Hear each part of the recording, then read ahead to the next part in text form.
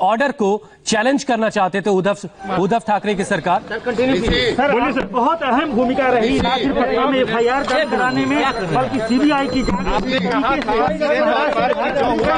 अहम होगी।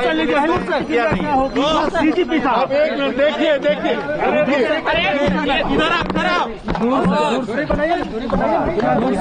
अस्थिर हो जाएगा। सुनिए, मैं बहुत खुश हूँ।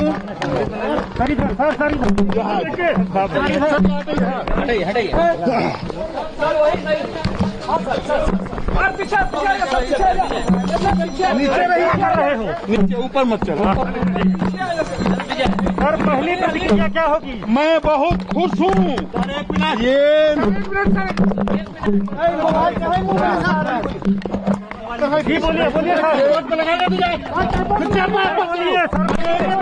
मैं, आप लोग चुप रहिएगा।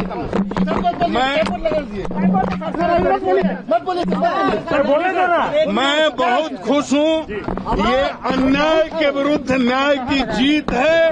ये 130 करोड़ भारतीयों के भावनाओं की जीत है। और मैं ये बता देता हूँ, माननीय सर्वोच्च न्यायालय ने जो ये फैसला दिया है, उससे 130 करोड़ देश की जनता के दिल में माननीय सर्वोच्च न्यायालय के लिए जो आस्था पहले से थी, वो और ज्यादा दृढ़ हुई है। लोकतंत्र में विश्वास दृढ़ हुआ है और अब लोगों के अंदर ये उम्मीद बनी है कि सुशांत सिंह राजपूत के मामले में निश्चित रूप से न्याय होगा। परिवार के लिए कितनी बड़ी खबर, परिवार के लिए कितनी ये पूरे देश के लिए बहुत बड़ी खबर है।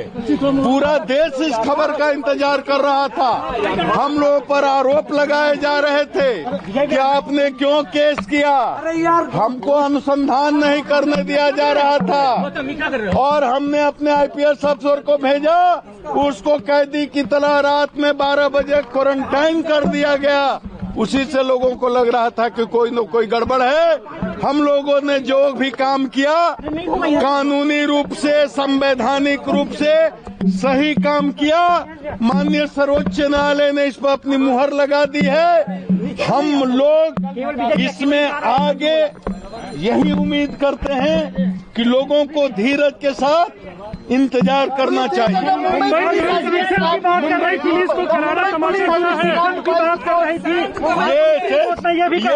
Yes, because the way Mumbai police was behaving was totally illegal, was totally unethical, was totally unprofessional. One IPS officer is going to Mumbai with prior information and he is being quarantined at 12 o'clock midnight. This is not done. This is not professional behavior. This is very bad. मान ली गई है, तो आपको क्या लग रहा है अब फैसला होकर रहेगा, नतीजा आकर रहेगा? नतीजा आएगा, निश्चित आएगा, क्योंकि ये केवल एक आदमी की लड़ाई नहीं है, एक परिवार की लड़ाई नहीं है, ये गुप्तेश्वर पांडे की कोई व्यक्तिगत लड़ाई नहीं है। ये हिंदुस्तान की 130 करोड़ जनता जो न्याय चाहती है उसकी लड़ाई है। सब लोग, मुंबई पुलिस को भी करारा तमाशा लगा इससे। संजय राउत ने आपके ऊपर भी बहुत सारे, देखिए, किसी राजनीतिक व्यक्ति के आरोप का जवाब देना मेरे लिए उचित नहीं है। उस पर मुझे कुछ नहीं कहना है। माननीय सर्वोच्च न्यायालय ने हम लोगों ने जो स्टैंड लिया उसको प्रमाणित कर दिया कि हम लोग सही थे। इस बात की मुझे खुशी है। पूरे देश को पता चला बिहार पुलिस कुछ गलत नहीं कर रही थी, सही इंटेंशन से सही दिशा में सुशांत सिंह राजपूत को न्याय दिलाने के लिए काम कर रही थी। कुछ लोगों को बेचैनी थी, छटपटाहट रही होगी कि उनका कहीं पोल न खुल जाए, इसलिए लोगों ने इसमें बहुत ज्यादा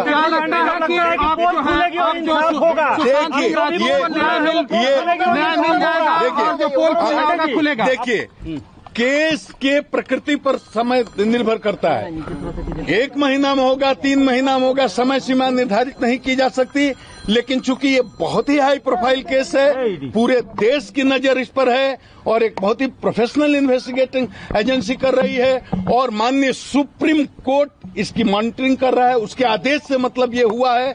इसलिए मुझे पूरा विश्वास है कि केस में जो सत्य होगा वो सामने आएगा। रिया ने कुछ कमेंट्स किए थे मुख्यमंत्री नीतीश कुमार।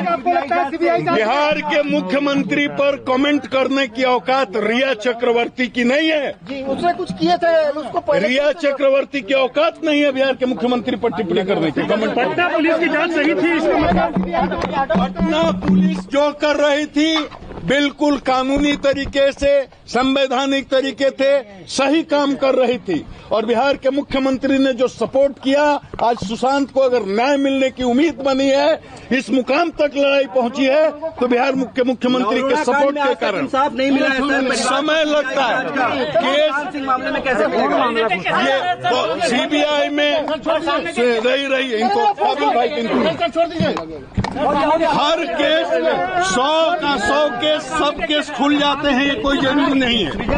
उसके की गिरफ्तारी नहीं हुई सीबीआई हर केस में, चाहे वो सृजन का मामला हो या कोई मामला हो, हर केस का चरित्र, उसका नेचर, उसकी प्रकृति, उसके अनुसंधान और साक्ष्यों के संकलन का तरीका अलग अलग होता है। इसलिए केस में कब निर्णय पर मामला पहुंचेगा ये नहीं कहा जा सकता, लेकिन पहुंचेगा मामला।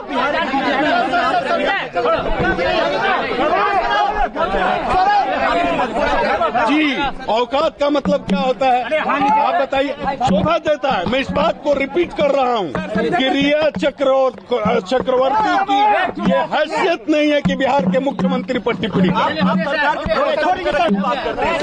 ये आप इसलिए कि सरकार ने हमको बोलने के लिए कहा, इसलिए बोल रहा हूँ। कानून विधि सर आपका कानून अरे हमारे आप जो बोल रहे हैं, आप तो तैयारी करके आए हैं हमको। आप जैसे लोगों से मैं डिमोरलाइज होने वाला नहीं हूँ, इसलिए कि संविधान ने तो देश के रवि आइए इधर। आप मोटिवेटेड क्वेश्चन कर रहे हैं, आपको भेजा